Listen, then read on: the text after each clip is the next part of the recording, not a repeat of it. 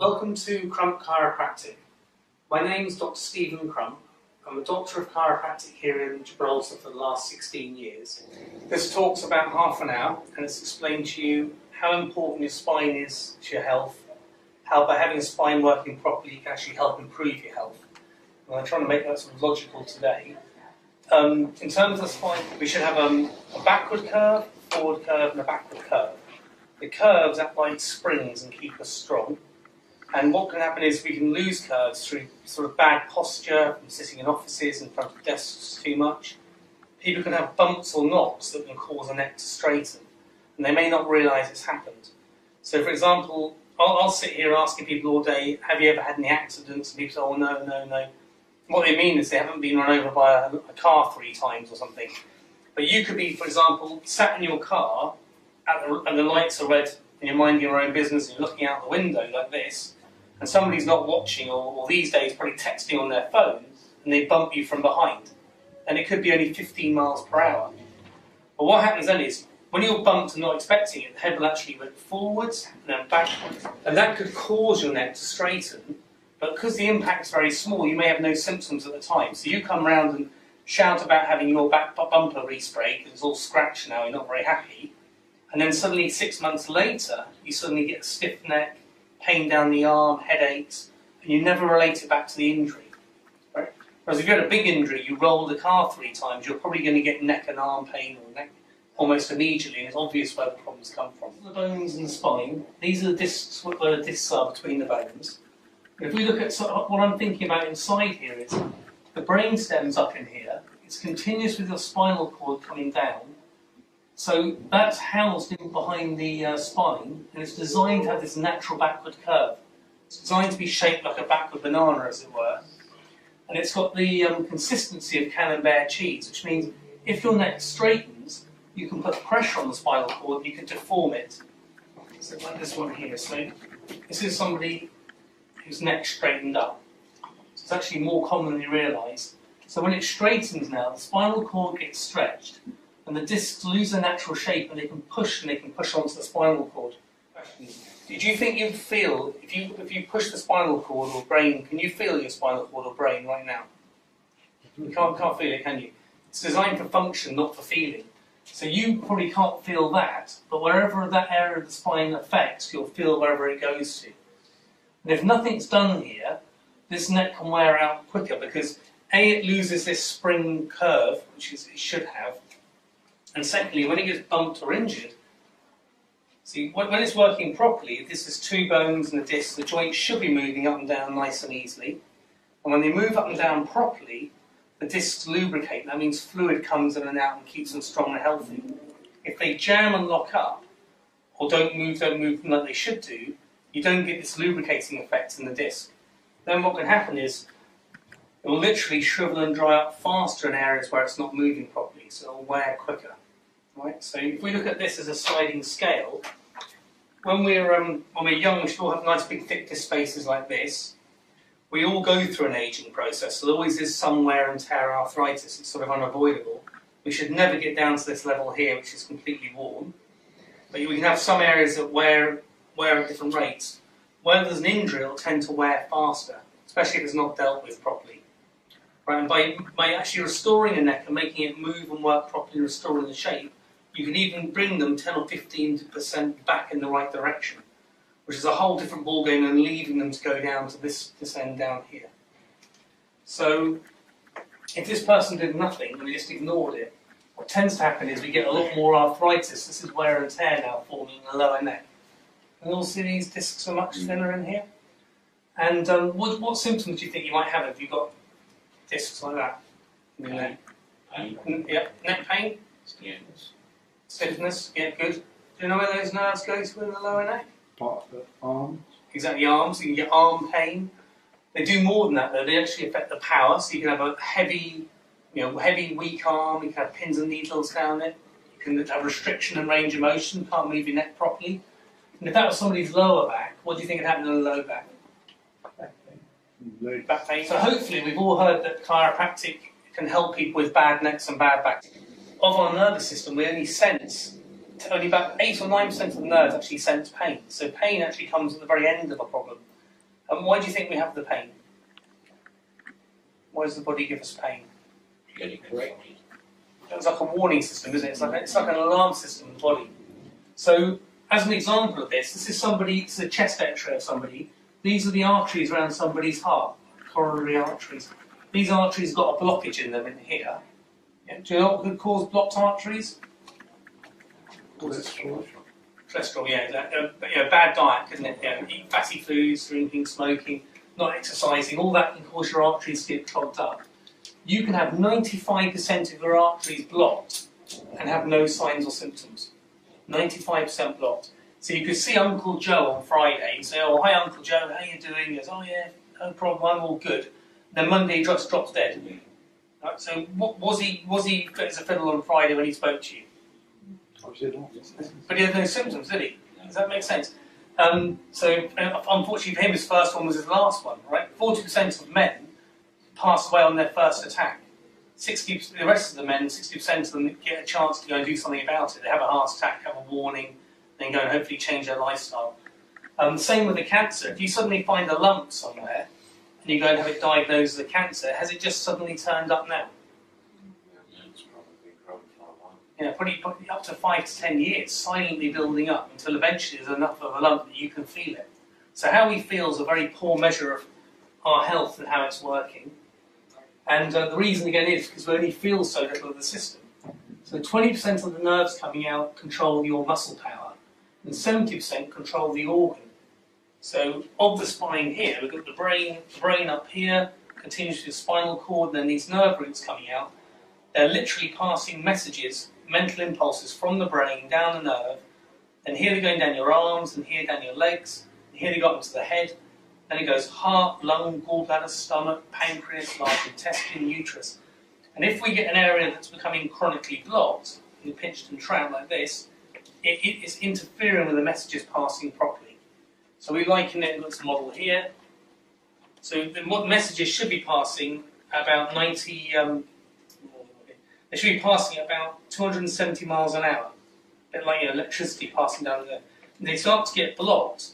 You can reduce the amount of information by up to 60%. It still works, but it doesn't work like it should do. And perhaps the, a tragic example, but a clear example of this would be Christopher Reeve, who's Superman. We all know he was a fit, healthy guy, then he had an accident on the horse. He was going along and hit a branch, and he literally forced his C1 bone here onto his brainstem. So your brain sits up here, protected inside the head. It goes through a big hole, and your brainstem sits in here, and that controls most of the vital functions in your body. Heart rate, breathing, respiration, nerves cross over from the arms and legs. And they put a crushing pressure on his brainstem in there. And then what happened to him after that?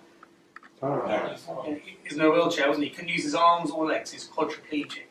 After 7 days in the wheelchair, it's going to fit a pacemaker for his heart. So why do you think they have to fit a pacemaker? Would he suddenly get heart disease in 7 days? Why would you have to have that?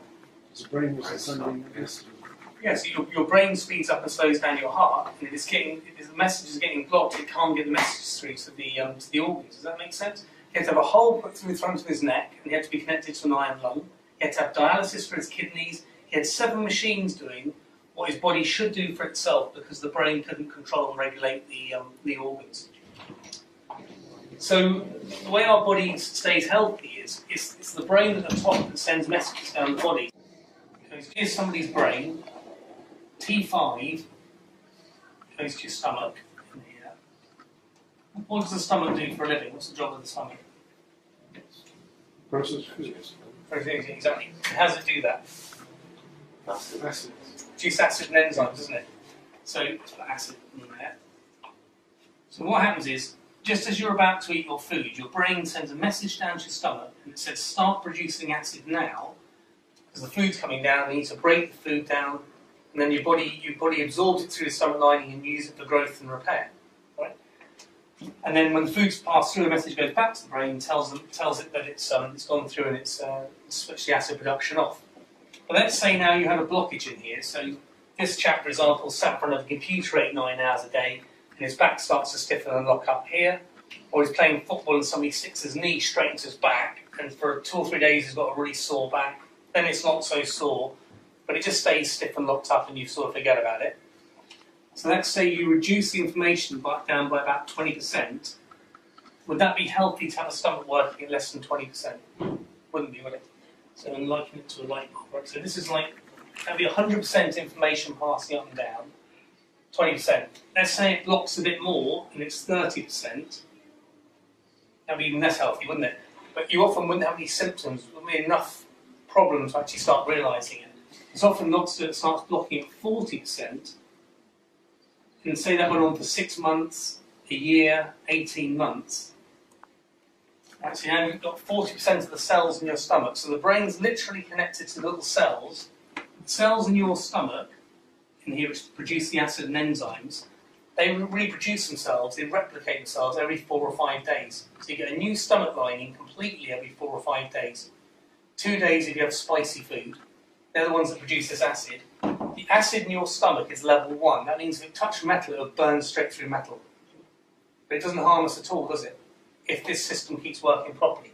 So let's now say this is getting blocked at more than 40% and it gets blocked for for months and months.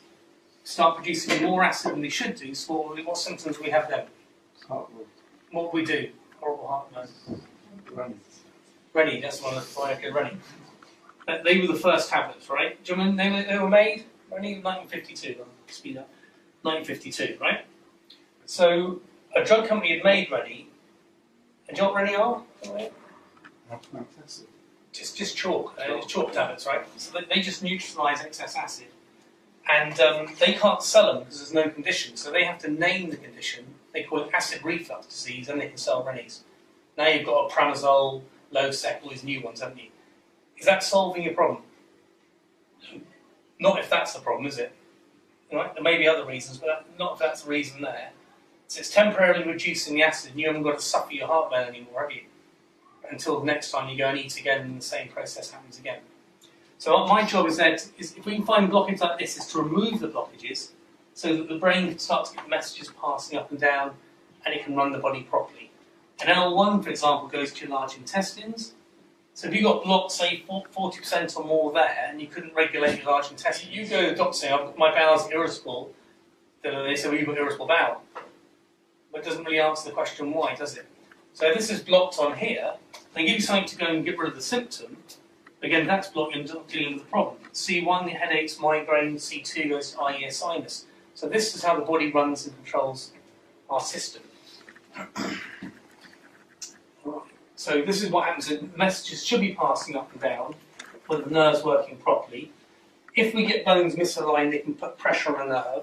So it's been measured at the University of Colorado that the weight of a dime, which is a very small amount of weight, like a 5p piece, resting on a nerve, cuts its transmission down by 60%. Right now it starts to get common to start getting symptoms. If you have them long enough, people start thinking they're normal. Being tired all the time, having headaches all the time, having your left leg that doesn't work every other day. Right? So, it's just normal. Right? So if we get the pressure off the nerve and get the messages back, and then the brain can get the messages through to the body. So how do you know if it's working properly? That's why we take the scan. Because by the time the symptoms come, they come right at the very end of the problem, not the beginning. So we can take a scan initially, even when maybe it's starting to happen silently, we can look for areas of pressure where it's blocked. So this little girl here came to us. She's Anisha. She was 5 years old, and she came for bedwetting and bad allergies. Hello. We brought Anisha to the chiropractor because she was constantly wet in the bed. She was very upset all the time and had a lot of allergies to wheat, and so she was always blocked and had a lot of mucus. So we came to the chiropractor, she loved it, enjoyed it, was feeling a lot better straight away. Stopped wetting the bed, she's 6 now, has never wet the bed again, and she's a lot better with her allergies. Starting just 2 or 3 minutes a day, working up to 10 minutes a day. But I'm saying during that time my neck has improved, and now it has actually gone almost back to where it should be. And I'm getting a lot less headaches and things like that. Okay, so I had extremely bad sciatica on my left side, left buttock, and that's over the years. That's gone off, and that has been a huge improvement. And I think doing the neck roll definitely improved my neck. It relieves some of the numbness I was getting, pins and needles I was getting in my left shoulder, that's gone.